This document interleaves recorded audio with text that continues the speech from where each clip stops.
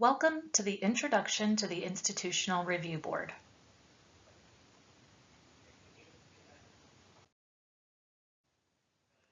This presentation will cover what an IRB is, including why IRBs exist and the makeup of the University of Utah IRB, the regulations IRBs follow to review and approve research, what it looks like submitting an IRB application, and then what happens to your application process-wise once it comes to the IRB. First, let's go over why we have IRBs. I'd like to introduce you to Henrietta Lacks.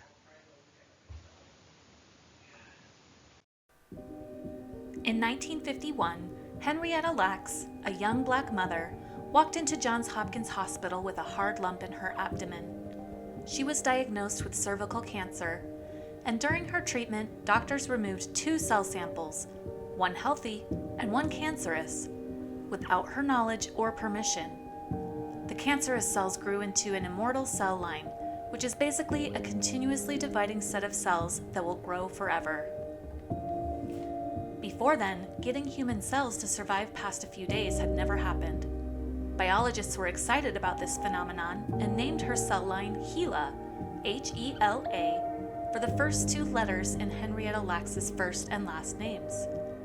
Her cell lines were then sent free of charge to scientists who wanted to use them to study cancer, genetics, radiation effects, human sensitivity to products, etc. Sadly, while these cells continued to grow and thrive, their original owner died soon after her diagnosis. The immortalized cells were then sold for profit without her consent or her family's knowledge. When her family did find out about these cells more than 20 years later, they were concerned about their genetic information being out there for the world to see and possibly exploit. When Henrietta was originally diagnosed, consent for taking samples from people was not ordinarily asked for. Luckily, we've learned to do better since then. In the 1970s, in response to several abuses in research done on people, a national commission drafted the Belmont Report. This report defined primary ethical principles that all research must follow, including respect for persons, beneficence, and justice. Researchers were now expected to seek consent from individuals for things such as collecting cell samples from people like Henrietta. The Belmont Report led to the creation of institutional review boards, or IRBs, which consist of physicians and community members who review all kinds of studies, from simple surveys to clinical trials studying new drugs. They make sure research on people includes an element of consent, and they determine if studies can be done ethically. If Henrietta had been a patient today, a researcher would have explained exactly what they wished to do, how her samples would be used, and would not have collected her cells without her permission. Henrietta's memory should be honored, as she leaves a powerful legacy for scientific research and a cautionary tale for respecting the rights of participants in that research.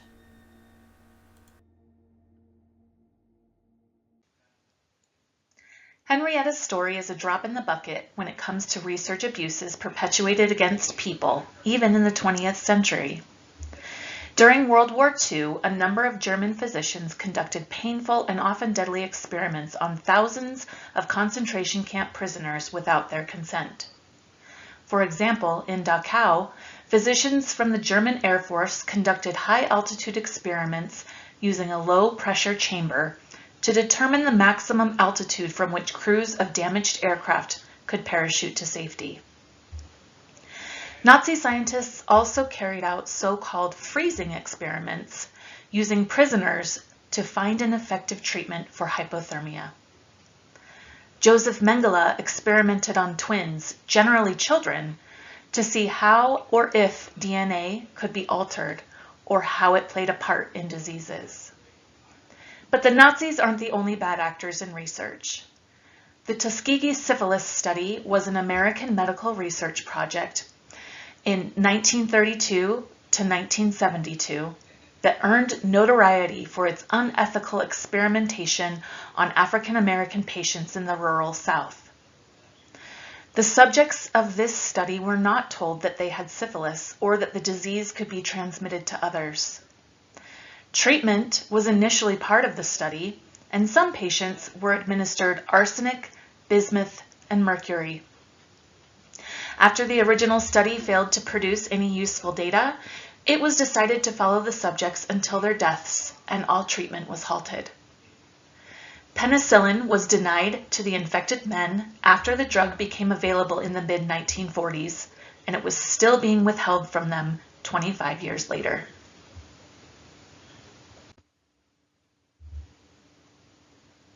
After the Tuskegee scandal, the U.S. government implemented regulations to protect human subjects in research.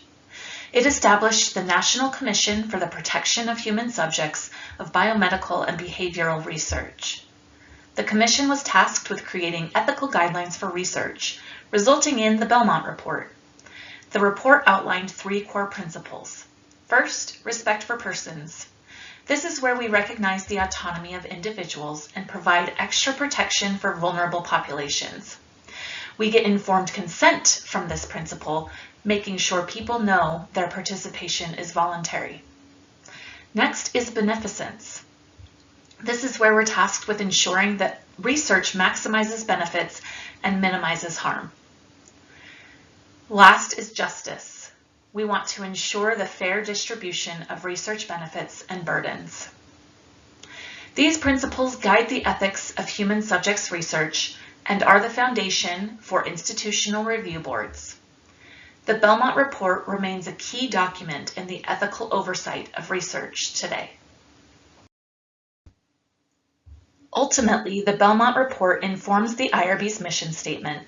That is, to protect the rights and welfare of research participants. This means that any research involving people needs to be reviewed by us.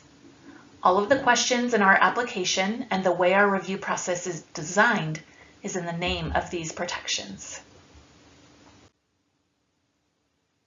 At the University of Utah, our IRB was established in 1970. We have now grown to 9 panels and have a convened meeting 2 to 3 times per week. Currently, we have over 7,000 active studies with new studies submitted nearly every day. Our Human Research Protections Program, or HRPP, covers all types of research, 70% of which is biomedical, with the remaining 30% consisting of social, behavioral, or educational research. One of the feathers in our cap is that our institution was awarded a grant from the NIH called the Trial Innovation Center. This grant came to us in 2016 and helped us be at the forefront of developing single IRB processes. A single IRB, or SIRB, is when one institutional review board reviews and oversees research conducted at multiple sites or institutions, instead of each site having its own separate IRB review. This process is meant to streamline approval for multi-site studies, ensure consistency in the ethical review, and hopefully reduce duplication of IRB effort across institutions. The University of Utah IRB is also the IRB for the Salt Lake VA Hospital, Primary Children's, Shriners, and we also act as the single IRB for studies around the country.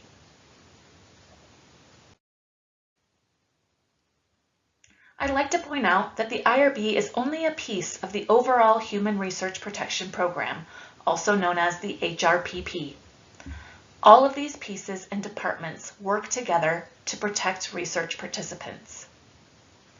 Though HRPPs may differ at each research institution, HRPPs generally include the following components: IRB review, HIPAA privacy review conducted by a privacy office or privacy board, financial conflict of interest review and management, training research personnel and ensuring that research personnel have appropriate qualifications for performing the research, other reviews that are ancillary to IRB review, such as scientific review committees, safety review committees, and resource review committees. And finally, a review to ensure all state laws and institutional requirements are met. Most of these HRPP requirements at the University of Utah are housed in ERICA, our online IRB application software, so filling out the application should get you to the approvals you need.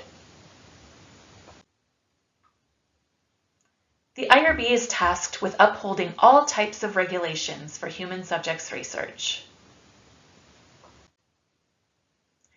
You might be wondering what research IRBs have purview over, and it all comes down to a couple of definitions from the Code of Federal Regulation.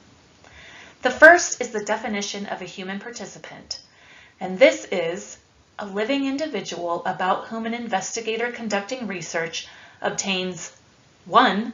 Data through intervention or interaction with the individual, or 2. Identifiable private information. This means you might interact with the person themselves or only their data. We have to remind investigators that charts are people too when it comes to identifiable information. We'll talk later about what constitutes identifiable. The second definition is what constitutes research, and that is a systematic investigation including research development, testing, and evaluation designed to develop or contribute to generalizable knowledge. There are two key words in this definition I would like to point out: systematic and generalizable. Systematic meaning you have a research question, you have a hypothesis, and you have methods you use to test this hypothesis. You should also have background literature and references that serve as a foundation for your project. Generalizable means that your project is something that can be generalized across part of the population.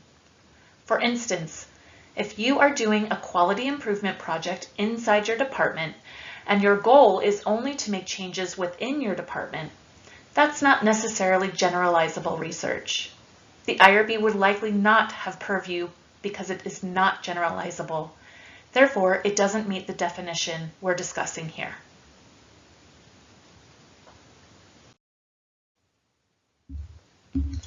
One of the regulations the IRB abides by is HIPAA, or the Health Insurance Portability and Accountability Act. This is where we get the definitions of what is identifiable and what is not identifiable that we talked about earlier. There are 18 specific HIPAA identifiers. A list of these can be found on the IRB's website. If those identifiers are included with your data, it is considered identifiable and something that the IRB would generally need to review. One of the things we remind people is that coded data does not mean no identifiers. If you have a way to re-identify data, then it means that you still have some sort of code and some sort of identifiers. No re-identification doesn't mean you won't re-identify it. It means you cannot re-identify it. One of the main responsibilities of the IRB is assessing the risk level of each study as part of our responsibility to ensure that risks to participants are minimized. The regulations put research into one of two categories. The first is minimal risk, which is defined as basically anything that might occur at a normal clinic visit or during the course of a regular day. Then anything with more risk than that is considered greater than minimal risk. The IRB gets to decide which category your research falls into, and sometimes there is a lot of gray area when it comes to these definitions. We rely a lot on our expert board members to decide which category applies in each case. According to the regulations, the IRB is tasked with determining whether each study fits the criteria for approval of research. These criteria include things like making sure risks are minimized and that there is sound research design so that we're not unnecessarily exposing participants to risk. In that same vein, the IRB reviews the risk-benefit ratio to ensure people are not taking on a lot of risk with little to no possibility of benefit to themselves or society. Next, we want to make sure that there is an equitable selection of participants, that different populations, genders, age groups, and individuals who speak different languages are given appropriate opportunity to participate in research. The IRB looks at whether informed consent is required. We can approve waivers of consent, but we would need appropriate justification.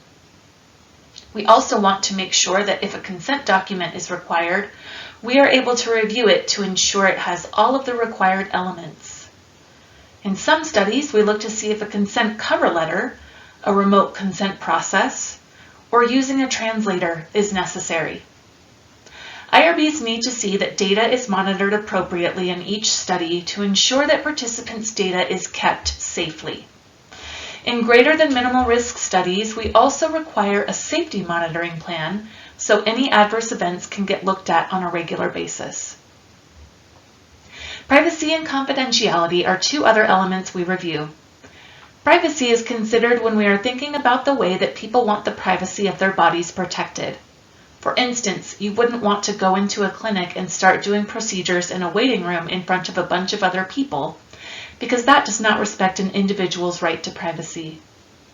Confidentiality, on the other hand, is what it takes to protect people's data, and that means that we don't want people who are not authorized to be looking at people's data. So we want to see what measures are in place to keep data secure and protected. Finally, let's talk about vulnerable populations, where we want to make sure there are additional safeguards in place to make sure that people who might be vulnerable or who cannot make autonomous decisions aren't subject to coercion to participate in a study. IRBs are regulated by the Code of Federal Regulations in Title 45, Part 46, known as the Common Rule. It sets forth ethical standards and regulations that govern the protection of human subjects in research in the United States and ensures ethical principles apply with appropriate safeguards to protect participants' rights and well-being. The Common Rule has 4 subparts. First, Subpart A. This is the basic policy for the protection of human subjects.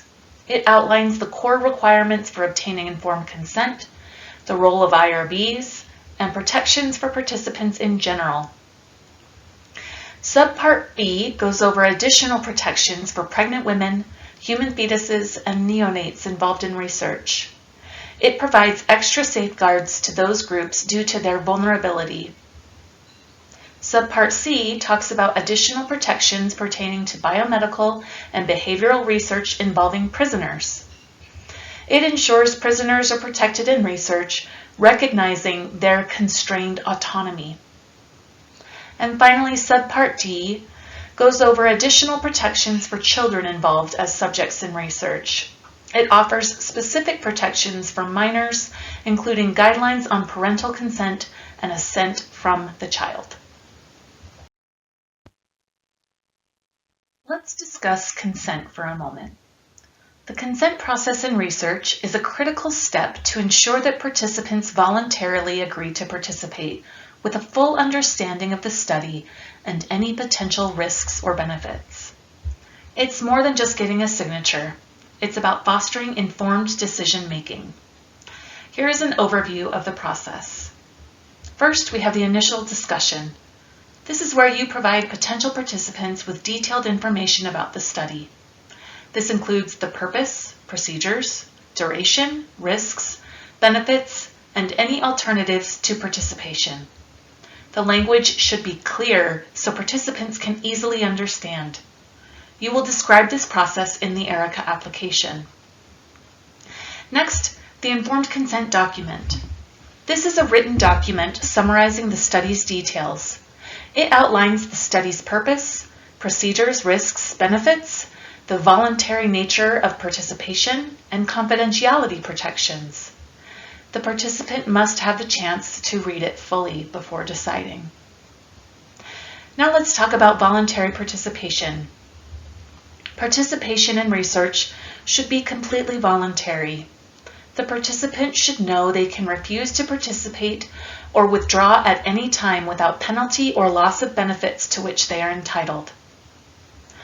Participants should also be given the opportunities to ask questions and ask for clarifications.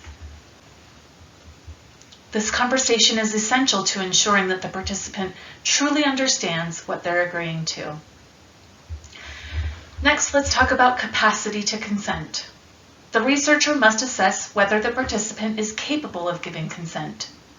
Some individuals, such as minors or cognitively impaired individuals, may require additional safeguards, such as the involvement of a legal guardian. Documentation of consent. Once the participant agrees, they sign the informed consent form. However, in some studies, like anonymous surveys, a signed form might not be required, and consent can be implied or verbal.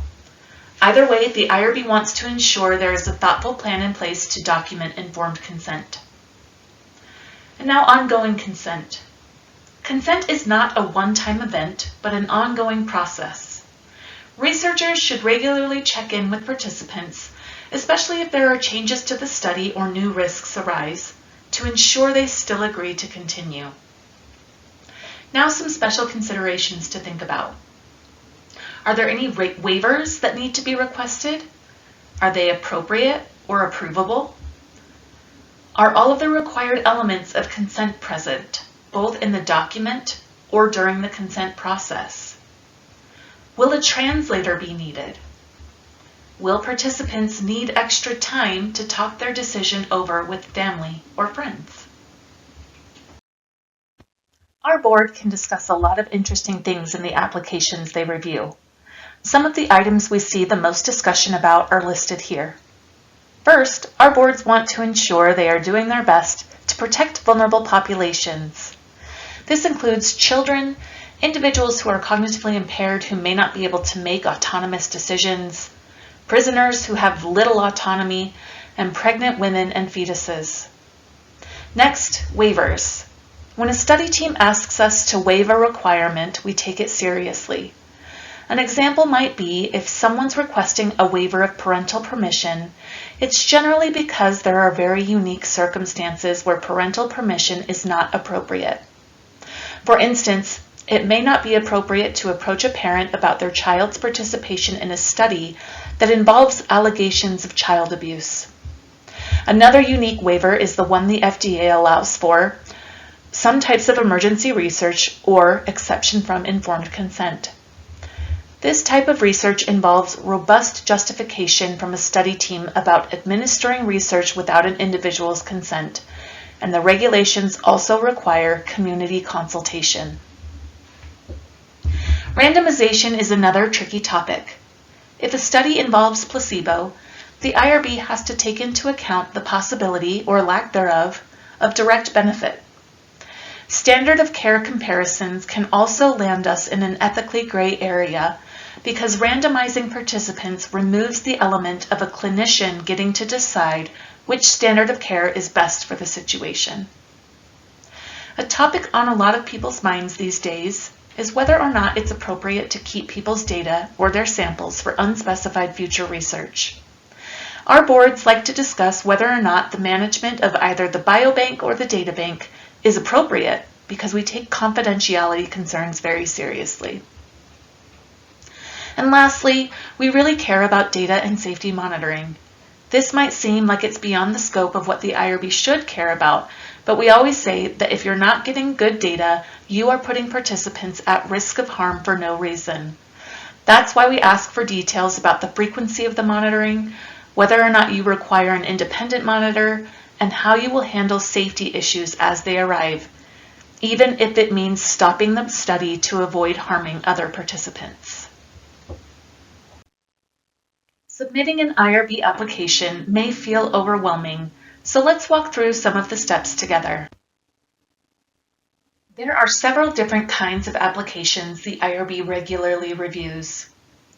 New study applications are the initial submissions for studies that need IRB approval. Amendment applications are submitted when you need to request IRB approval for a change to a previously approved study. Some research is given an expiration date. If your IRB approval has an expiration date and you need to continue the study for longer than the approval is given, submit a continuing review application so we can consider whether to extend your approval. The continuing review application is also used to submit final project reports when the study is completed. Report forms are used to report information, complaints, protocol deviations, or other problems to the IRB. When you are getting ready to submit a new study application, you'll want to square a few things away. First, you'll need to write a protocol. This will include your hypothesis, your research methods, etc. If you're struggling with what to include in a protocol, start filling out the ERICA application and use it as your guide. After you've finished the protocol, you'll open up ERICA and complete the application. This includes uploading all required documents, and it also includes filling out a conflict of interest disclosure in the Business Relationship Reporting System. You'll need to complete human subjects research training, usually in the form of CITI training, access to which can be found in the training section of the IRB's website. If your study is industry sponsored or the single IRB is involved, you may need to pay fees before the IRB will review your project.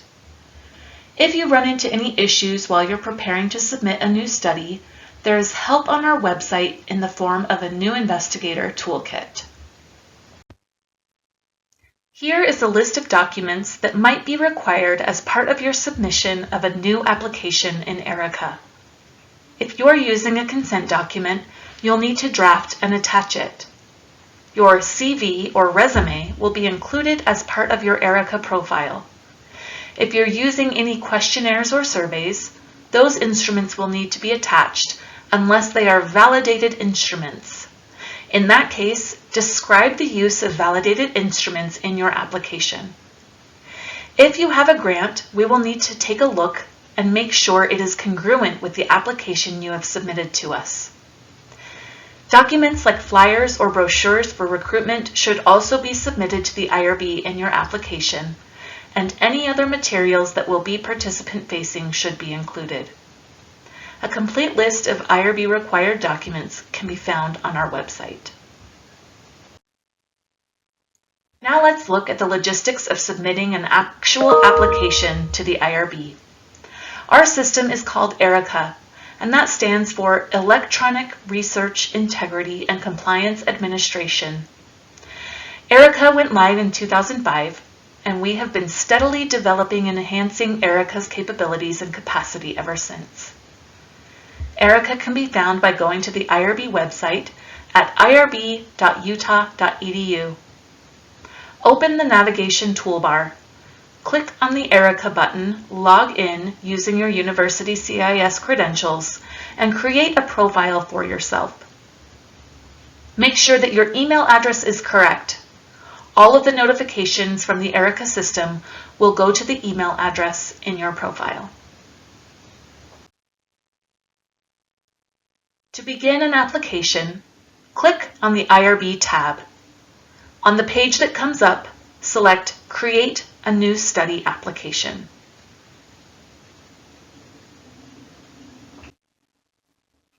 Here are a few tips about working in the ERICA system. ERICA is a smart form system. Only pages you need will generate as you click Continue through the application. If a page doesn't seem applicable to your research, it's likely something was answered incorrectly earlier in the application. Be consistent with how you fill out the application.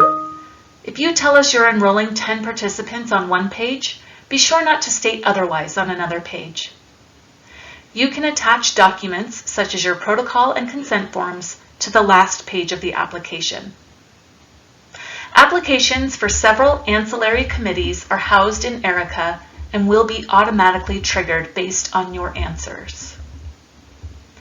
Many of the questions in the ERICA application include help text, explaining what types of answers would be suitable. There are also links to guidance on certain topics. Once your application is submitted, any applicable correspondence in ERICA is sent via email. We can easily send your application back to you for changes if needed. Let's discuss how the IRB reviews your application. After you finish your application and get it submitted in ERICA, it is pre-reviewed by a member of the IRB staff. This means we take a look at it to make sure it is fully complete and that it addresses the appropriate regulations and institutional policies. If applicable, we may send your application back to you with requested revisions. Once we have a complete application, the IRB makes a preliminary risk assessment, and then the application is routed to the appropriate level of internal or board review. Anyone from the study team who's been given the appropriate permissions can fill out the application. It should be noted that the principal investigator is the only one with the permissions to submit the application. Non-human subject research, or NHSR, is the lowest level of review the IRB does. If you have a project that does not meet the regulatory definitions of human subjects or research, the IRB is not required to review your project because it doesn't meet the criteria for IRB purview. However, there may be instances where a publisher or collaborator wants to see that your project was considered by the IRB, so we have an option for you to fill out a non-human subjects research application. This is abbreviated compared to our regular application. We review the project and provide a determination letter to document our review. The next review level up is exempt. This word is somewhat of a misnomer because it does not mean you are exempt from IRB purview. It means you are exempt from certain review criteria and you do not need to submit minor amendments for IRB approval. The University of Utah uses federal exemption categories defined by regulation, but we have also implemented non-federal exemption categories for research that is not subject to federal regulation. While these studies do not have an expiration date like studies at a higher level of review, our institution would still like an annual accounting of what is happening in your study. You will be expected to submit a progress update and will be reminded via email to do so each year until you close your study. The next two levels of review are expedited and full board review, and the IRB needs to ensure all IRB criteria for approval are met in these studies. I'll begin with expedited studies. Expedited is another misleading term because it doesn't mean the review goes faster. What it does mean is that the study is minimal risk and can be reviewed by one board member instead of the full board. Expedited categories are federally designated. You will still need to submit continuing review and amendment applications as appropriate. Full board review is the most in-depth review a study can receive at the IRB. Any minimal risk study that doesn't fit an exempt or expedited category, and any greater than minimal risk study gets discussed at a panel meeting of multiple board members. These studies will require continuing review and amendments as applicable. One of the most common questions the IRB gets from researchers is, how long will it take for my study to be approved?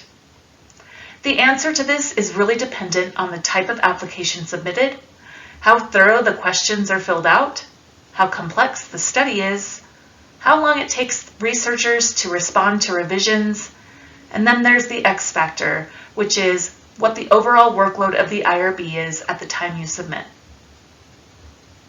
The other thing to keep in mind is these projected timelines on this slide are for the IRB review by itself. This does not include ancillary committees that might also need time to review your application. The bottom line here is make sure you submit your application early enough so that if you have a deadline to meet, you can still give us time to go through the regulatory process. Because our institution cares about what research is happening at any given time, we ask investigators to submit final project reports once their study is complete. This report will ask how many people were enrolled, what changes were made throughout the course of the study, if there were any problems during the study, if there are study results, and what sponsor or accounting information may be applicable. The final project report is started as a continuing review application. When you enter your answers on the first page, it should ask if you would like to submit a final project report. If you answer yes, the SMART form will direct you to the final project report application, which is then filled out and submitted similarly to a continuing review application. The only difference is that once the IRB reviews and acknowledges your final project report, you are no longer permitted to conduct study procedures involving identifiable data. Things like manuscript preparation are still acceptable after closure. Here is quite an extensive list of the types of research that will likely require IRB approval. The two I will point out specifically are quality improvement or assessment measures, or program evaluation that is not considered generalizable. These projects may not need to be IRB approved and could be considered non-human subjects research. Please review this slide for the multitude of resources at your disposal when it comes to IRB topics. Our website has a bevy of information about consent, guidance, and instructions for our application. The ERICA application itself has help text and links to guidance. You can also contact the IRB directly if you have specific questions. I'll also put in a plug for additional classes about IRB submissions and processes through the Research Education Department, a list of which you can see here and on their website. Thank you for your time and attention today. I hope you have learned something about why IRBs exist and how they work. Please contact us if you have any questions.